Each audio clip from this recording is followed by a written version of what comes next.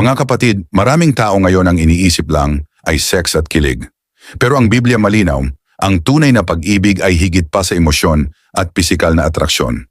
Sabi sa unang Korinto 13, 4-7, ang pag-ibig ay mapagtiis, mabait, hindi makasarili, hindi madaling magalit, at hindi nagtatala ng pagkakamali. Hindi nasusukat sa kilig, atraksyon o mamahaling regalo.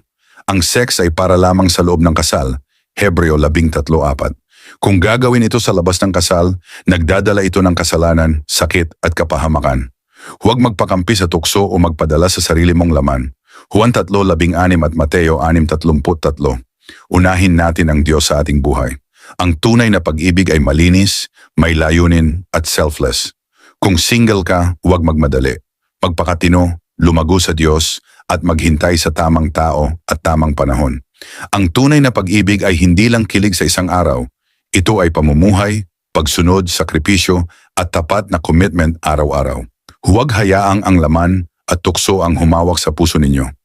Obedience sa Diyos ang tunay na daan sa kaligayahan at tunay na pag-ibig.